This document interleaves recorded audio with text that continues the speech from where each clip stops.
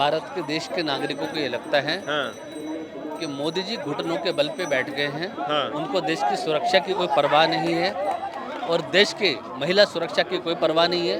जिस तरह से भारत देश की महिलाओं की मांग का सिंदूर आतंकवादी उजाड़ के चले जा रहे हैं, पैंट उतरवा के धर्म पूछ के कलमा पढ़ना आता है कि नहीं आता है ये पूछ के चले जाते हैं। युद्ध नीति में तो हार गए, नेहरू ने तो हमारा सारी जमीन दे दी और ये कर दिया और वो कर दिया। हाँ। उसके बाद 62 के बाद 68 में चीन ने फिर से आक्रमण करा हमारे सिक्किम पे और हिमालय क्षेत्र में। 4 दिन के अंदर जो है चीन को पीछे धकेल दिया था 68 के और 67 के युद्ध में। और देखिए कि IMF से अभी पीछे लोन मिलना था $1.3 बिलियन का पाकिस्तान को।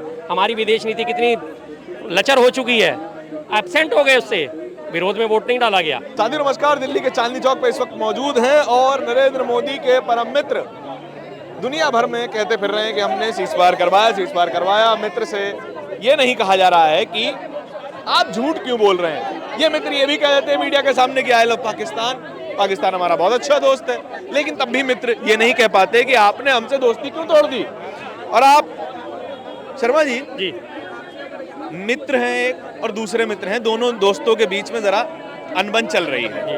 एक कह देते हैं आई लव पाकिस्तान, हम कह रहे हैं वी हेट पाकिस्तान। ठीक है, तो फिर अपने दोस्त से क्यों नहीं कहलवा पा रहे हैं कि आप भी तो हमको बराबरी में कैसे रख सकते हो भारत और पाकिस्तान को। देखिए जो दोस्त होता है बराबरी का। हाँ। और दोस्त एक दूसरे दोस्त की रेस्पेक्ट करता है। हाँ। लेकिन जब आप किसी के सामने सरेंडर कर देते हो, किसी के सामने घुटने टेक देते हो, तो फिर वो आपकी इज्जत नहीं करता। आपने अपनी इज्जत खुद गंवाई है। हाँ। अब की बार ट्रम्प सरकार, तो ट्रम्प साहब ने पहले ही सोच लिया कि भैया सरकार तो मैं नहीं चलानी, तो बात ही खत्म। हाँ। आज की डेट में आप देखिए सीज फायर करवाने का 14वां बार उन्होंने जो है ठेका लिया। 15वीं बार अब उन्होंने कहा कि दोनों देशों की आपस में बात हुई, आज अखबार में खबर आई है। हाँ। लेकिन 14 बार जब वो कह चुके, एक बार भी इनकी हिम्मत नहीं पड़ी कि उसका सार्वजनिक तौर पर आके खंडन कर सके हमारे प्रधानमंत्री। और देखिए कि IMF से अभी पीछे लोन मिलना था $1.3 बिलियन का। हाँ। पाकिस्तान को। हमारी विदेश नीति कितनी लचर हो चुकी है, एब्सेंट हो गए, उससे विरोध में वोट नहीं डाला गया कि IMF के विरोध में वोट डाल दीजिए। उसमें हाँ। तो वोट की ताकत वो होती है जो जितना पैसा देगा IMF को उतना ज्यादा दबाव रखेगा। बिल्कुल जी बिल्कुल, बात ठीक है आपकी कि वोट की ताकत है, लेकिन एब्सेंट भी तो हुआ जा सकता था। एब्सेंट के अलावा विरोध भी कर सकते थे। हाँ। नहीं करा ना। उसमें दोनों ऑप्शन है, या तो आप एब्सेंट हो जाएगी या आप विरोध करिए। जब ये विरोध नहीं कर सके, उन्होंने देख लिया कि भैया इसको तो जैसे मर्जी घुमा फिरा दो, इनको तो कह दो माय डियर फ्रेंड मोदी, बस मोदी जी फूल के खुप्पा हो जाएंगे, 56 इंच के हो जाएंगे और उसके बाद इन्हें कुछ कहने की जरूरत नहीं है। अपने तरीके से आप अपनी विदेश नीति मोड़ सकते हैं, अपने तरीके से युद्ध नीति मोड़ सकते हैं, अपने तरीके से कूटनीति के हिसाब से चला सकते हैं। आज वो खुल के मुनीर साहब को लंच करा रहे हैं। क्यों देखा नहीं तमाम देश ने, तमाम विश्व ने नहीं देखा। क्या मैसेज गया विश्व में, क्या मैसेज गया कि आपने जो है बढ़ते हुए कदम अपने पीछे खींच लिए, तो आप एक कमजोर प्रधानमंत्री हैं, आपकी आवाज नहीं निकल सकती, तो कमजोर के साथ कौन खड़ा होता है।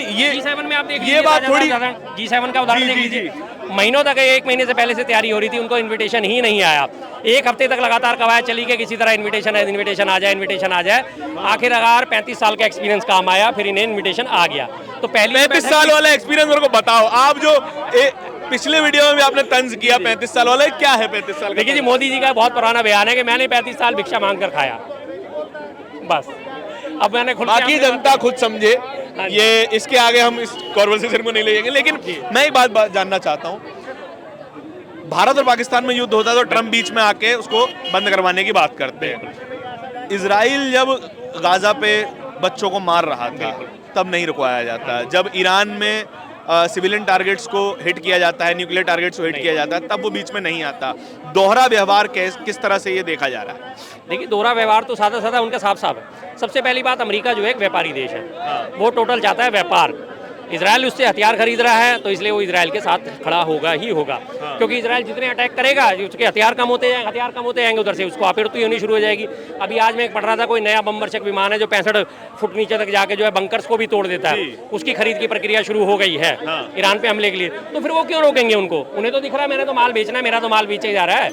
अमेरिका से बहुत दूर है इजराइल भी और ईरान भी। हाँ। सैकड़ों किलोमीटर दूर है। अमेरिका से उनका कुछ लेना देना नहीं डायरेक्ट। अब वो दोनों लड़ते रहेंगे, इनका माल बिकता रहेगा। व्यापारी आदमी अपना व्यापार चलाना है। उन्होंने तो पहले भी कह दिया, भारत पाकिस्तान युद्ध के संदर्भ में भी उन्होंने यही बात कही थी कि मैंने दोनों देशों से सीज फायर करवाया व्यापार का हवाला देकर। नहीं, यानी कि क्या हम खुद को पाकिस्तान से अलग करना में फेल हो गए क्या? क्योंकि पूरा वेस्ट बोल रहा है इंडिया और पाकिस्तान में युद्ध हो रहा था, जबकि हमने तो जवाब दिया आतंकी हमले का।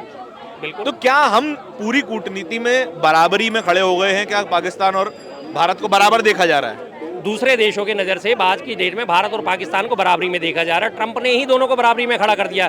दोनों देश मेरे मित्र हैं और दोनों देश मेरे लिए समान हैं। वो क्यों? क्योंकि पिछले 11 साल में हमारी जो विदेश नीति है वो इतनी लचर हो चुकी है। आज की डेट में आपने देखा 33 देशों में हमने अपने प्रतिनिधिमंडल भेजे, पक्ष के और विपक्ष के मिला के। एक भी देश का किसी का बयान आया कि हम आतंकवाद के खिलाफ भारत के साथ खड़े हैं?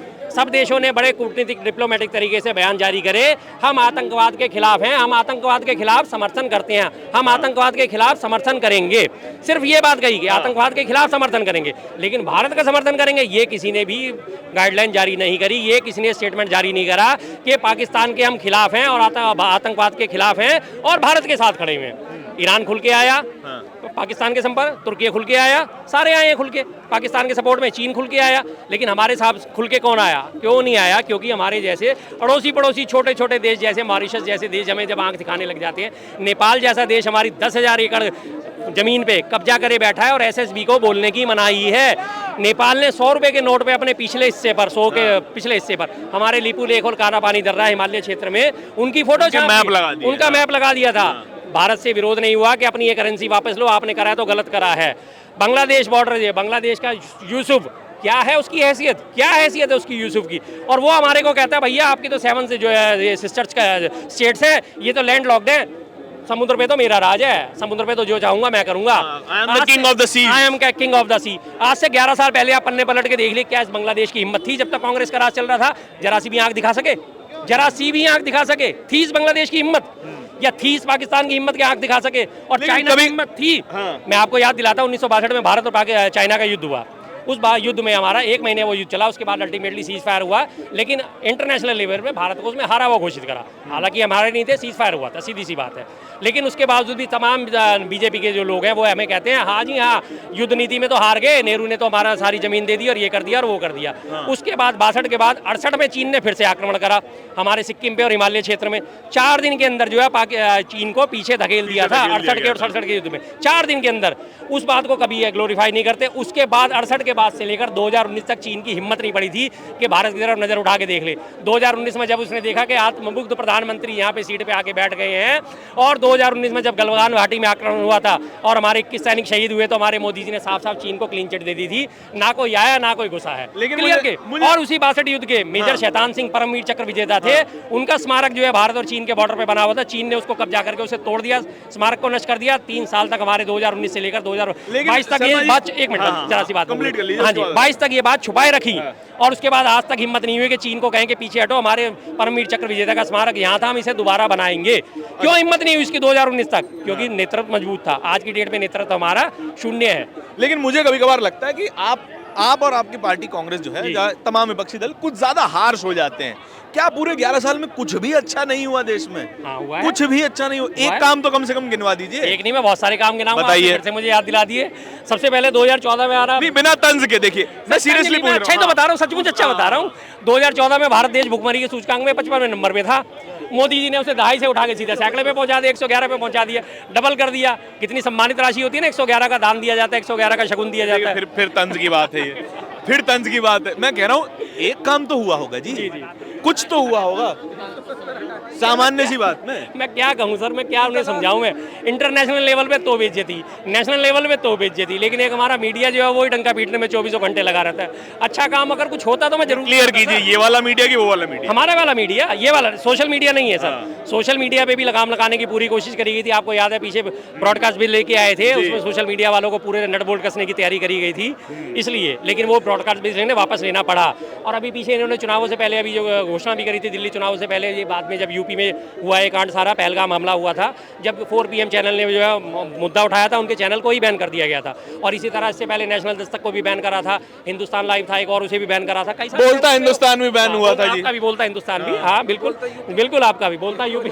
बोलता यूपी उसके एक ब्रांच है, हम बोलता हिंदुस्तान भी बैन हुआ था। तो ये देख लीजिए कि किस तरह से इस आवाज को भी दबाने की कोशिश करी गई थी। क्या अब जो बड़ा एडवर्टाइज किया जा रहा है, $4 ट्रिलियन इकोनॉमी, ये तो मानेंगे अब एक ही बचा है 5 ट्रिलियन होने में, ये तो मान लेंगे। देखिए $4 ट्रिलियन की इकोनॉमी का जो है गुब्बारा एक दिन के लिए छोड़ा गया था, अगले दिन ही IMF ने उसकी हवा निकाल दी, भाई अभी 4 ट्रिलियन आपने क्रॉस नहीं करी है, तीसरी अर्थव्यवस्था क्रॉस नहीं आए, आप जापान को पछाड़ के आगे नहीं आए हो। चलिए मैं मान भी लेता हूँ सर, आप आगे 400 लाख करोड़ की आपकी 1 ट्रिलियन 100 लाख करोड़ होता है, 400 लाख करोड़ की हमारी अर्थव्यवस्था हो गई है। अगर हमारी अर्थव्यवस्था इतनी मजबूत हो गई, 400 लाख करोड़ का हमारे पास मौजूद है एसेट्स, तो 400 लाख करोड़ मौजूद होने के बाद भी 81.5 करोड़ लोगों को 5-5 किलो राशन देके क्यों पाला जा रहा है सर? क्यों पाला जा रहा है? स्वास्थ्य सेवाएं को हमारा कितना बुरा हाल हुआ पड़ा है, स्कूलों को हमारा कितना बुरा हाल हुआ पड़ा है। स्वास्थ्य सेवाओं में यूपी जो हमारे भारत की GDP में तीसरे नंबर पे आता है, यूपी का योगदान। उस तीसरे नंबर की अर्थव्यवस्था में हमारे यूपी में महिला जो है बलिया के अस्पताल में फर्श पे अपना उसका प्रसव हुआ क्योंकि उसे बेड नहीं मिला। उसी के बाद दूसरा झांसी के अस्पताल में झाड़ियों में महिला का प्रसव कराया गया। क्या करें हम इस $4 ट्रिलियन की अर्थव्यवस्था का? क्या करें हम 400 लाख करोड़ की अर्थव्यवस्था का?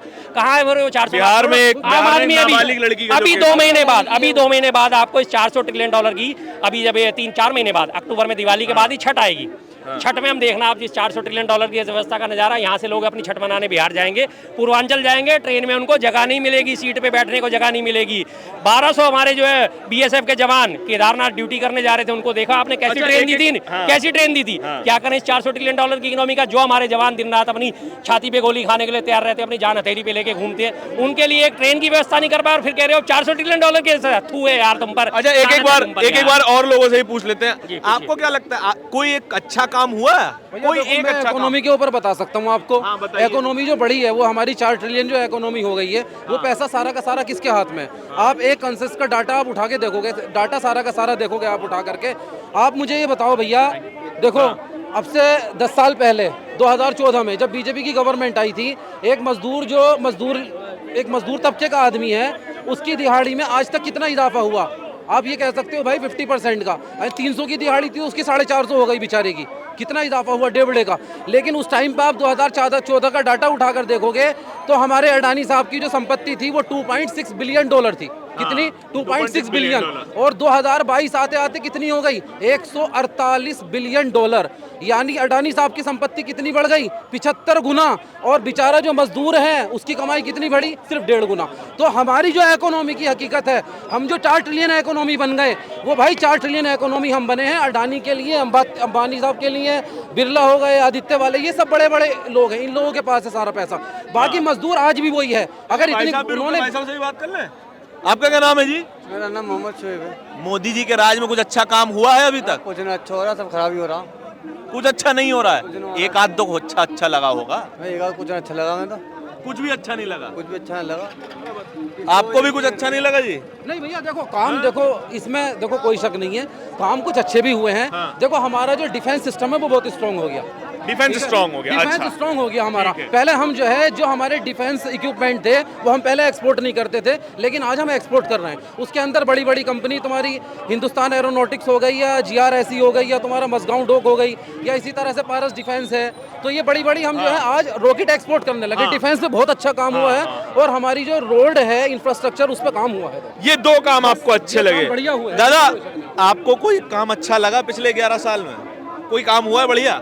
नहीं, कोई काम बढ़िया नहीं हुआ है मोदी सरकार के अंतर्गत। नहीं, भाई साहब बता रहे हैं कि हमने कुछ मिसाइलें एक्सपोर्ट करी हैं, कुछ रॉकेट्स एक्सपोर्ट करे हैं, सड़कें अच्छी हो गई हैं। इतना तो अच्छा काम हुआ ही है, इतना तो मानेंगे नहीं मानेंगे? अगर मिसाइलें एक्सपोर्ट करने से पहलगाम के अंदर आतंकवादी हमारा धर्म पूछ के, हमारे पैंट उतरवा के, हमारे भारत के नागरिकों को मार के चले जाएं, तो कौन सी मिसाइल एक्सपोर्ट कर दी आपने?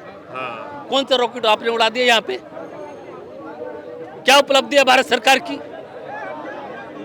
इस भारत सरकार ने 2014 के बाद से माननीय मोदी जी की सरकार के कार्यकाल के अंदर कोई काम अच्छा नहीं लगा आपको? कोई काम अच्छा नहीं है। देश के अंदर बेरोजगारी है, देश के अंदर मजबूरी है, देश के अंदर मजदूरी लेने के लिए भी तड़प रहे हैं। आज के टाइम पे महंगाई है, बेरोजगारी है। सिलेंडर 800 रुपए का है, 900 रुपए का है। कहते थे होली पे, दिवाली पे हम 500 रुपए में सिलेंडर दे देंगे।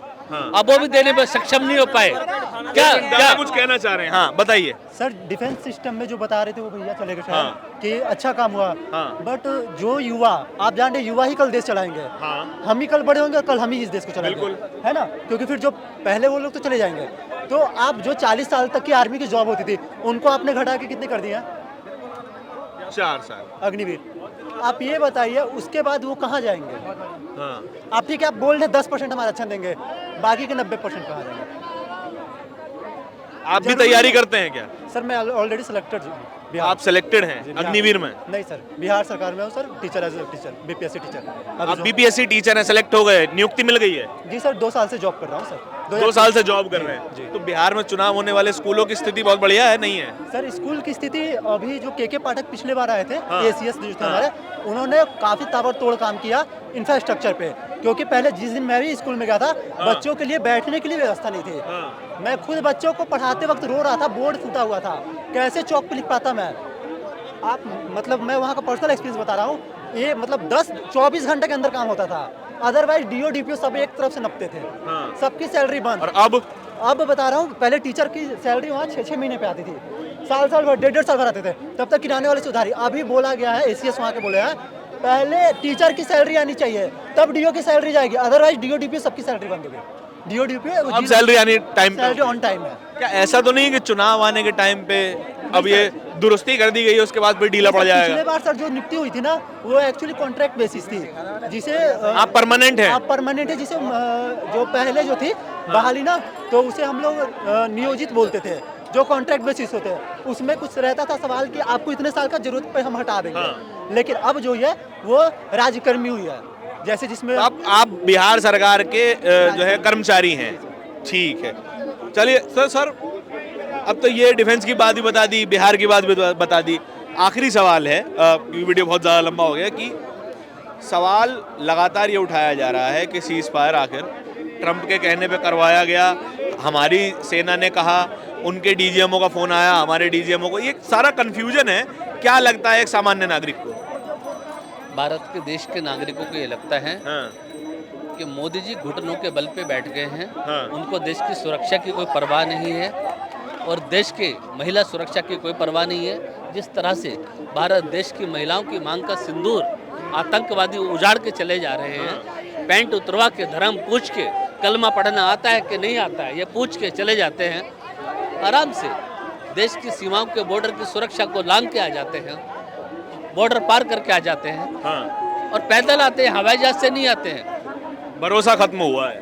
भरोसा खत्म हुआ है मोदी सरकार के कार्यकाल के बाद कि देश सुरक्षित हाथों में नहीं है, देश की राजनीति सुरक्षित हाथों में नहीं है। मोदी जी भले ही बोले कि देश सुरक्षित हाथों में है, लेकिन संजय चौहान इस बात को दावा करके बोलता है कि भारत की राजनीति वर्तमान काल के अंदर सुरक्षित हाथों में है। देखिए, ये एक सामान्य राय है, हर मुद्दे पे हमने बातचीत कर ली और आपके सामने एक सामान्य नागरिक की राय रख दी गई है। अब आपकी बारी है अपनी राय बताने की। कमेंट सेक्शन खुला हुआ है। कैमरे के पीछे मेरे साथी तौहीद के साथ मैं धारण, दिल्ली के चांदनी चौक से। बहुत बहुत धन्यवाद।